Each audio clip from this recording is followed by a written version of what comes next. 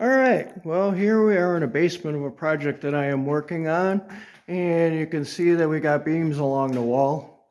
I will show you quick here. There's a little gap. You can see they're bowed out. I don't know if that shows up on the camera there, but you can see the gap there, how far they are from the wall.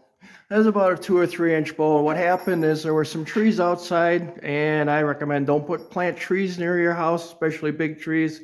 These are a pine tree, I think there was, and forgot what else was back there, but obviously the roots pushed on it, and they've done some damage here on this wall. So this is a really new ingenious system I've never heard of. Typically, you'll have to go and dig up the back, and there's a brand new patio back there, and we didn't want to dig that up, of course.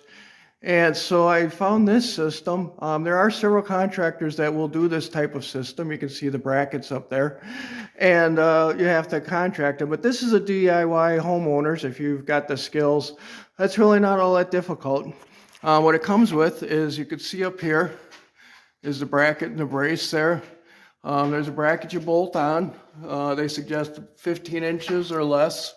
You bolt that up there, and they got a nice video that shows how to do it. It's a quick little 5-minute video, I think, and you bolt it up there and you tie it in. And this is perpendicular. Now, if you have a system where you need something like over here, what you'll have to do in between these roof joists, or the floor joists, I mean, is put some bracing in there. And it's a similar system to that, but just a little bit more work. So I'm glad this worked out this way.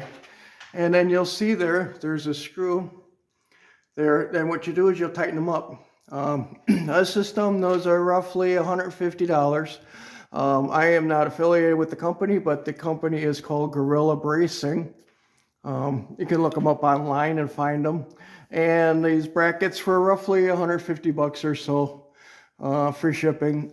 Sent them to me, and put it all together, and it takes about a half hour, one person like me, it took like an hour or two, just make sure.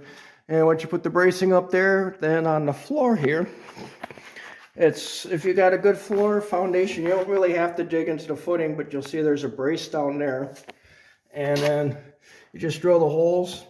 What I figured out was drill one hole at a time, kind of mark where they're at, drill one hole at a time, get the one bolt in there before you put the second bolt in. That way they're nice. Otherwise, you're kind of having to modify things just a little bit. But yeah, the beams, I got those from Alro Steel. They're pretty much around the country, ALRO. And there are other steel companies. Just look that up online. I had them cut the size and all in the directions. But then what you do is, once you get them up, they do have a little strap, a little bracing to hold the beams in place, but it's more of a safety thing. But what you do then is, once you get them up, is I recommend torquing them to like 65 foot-pounds. I found there was way too much deflection on there. But okay, what I was saying with deflection is, you can see here, I got the straight edge up against the wall here. You can see it quite noticeably. See how much it rocks back and forth there? So I know with this system, they say you're allowed about 3 inches. They do have other systems where if it is more than 3 inches, there, we got a good camera angle there. So you can see that. Now on the beam, they recommend 1/4 inch per foot. So now it's about 2 inches or 2 feet from where the crack is up to the top there. You see a little gap up there? See how I rock it back and forth on the beam?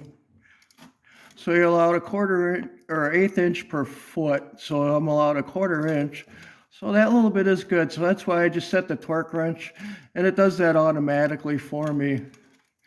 And when it clicks, you want to do that. So like I said, you want to double check that 65 just to make sure that it's okay. So just a little bit there in addition to what I had just said.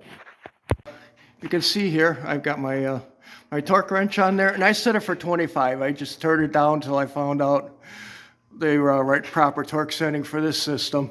And then you just take it, and you're here to click. Great, that's all you do. And every day or a couple of days you come down. And this one, let's see what we got here. Oh, hey, look, it's going. going. See, this one moved overnight. Yep, there we go. There's my click. And then you just do all of them. You check them every day or every few days. And it's nice when they move because like, okay, cool. And you can see this crack here. It actually did close up from what I had. I got some pictures from the original. And it is closing up, so it is working, the system. You know, they didn't say the exact amount of time. I don't know if it was, but they will tell you after a couple of months, you know, things will go back in order. You can see here, I did have to move the metal conduit. I took it down and kind of got it out of my way. And the same thing over here too. There's some wires that I had to move, and that's for the outside for the garage. I temporarily disconnected it. I'll just have to put all that back in order quick here before it goes too far and gets pinched up there. But yeah, all in all, this is a really nice system. I'd recommend it. The beams were roughly $200 a piece, a little bit less than that, but I had them cut to size. That's a 4x4 inch H-beam. You can go smaller, you can go 2, 3, or 4 inch. I just decided let's go overkill for safety reasons, and just not an engineer. I don't want to do all the engineering. I'll work on it. Let's just go with the biggest, the best, and that way we know it's going to be done right. Other than that, everything is looking good on here. Hopefully within a couple of months, things will be good. It is winter here now. We've had a horrible cold snap here in the Midwest too. So I wanted to get this up and going before the ground froze. But with that patio, it shouldn't freeze, I don't believe, at least not too soon.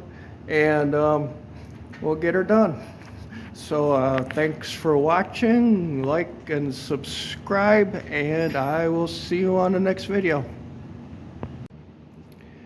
Alright, well, I just wanted to give a quick update. It's been about 2 weeks since I've put my beams in here, and it's working great, this system.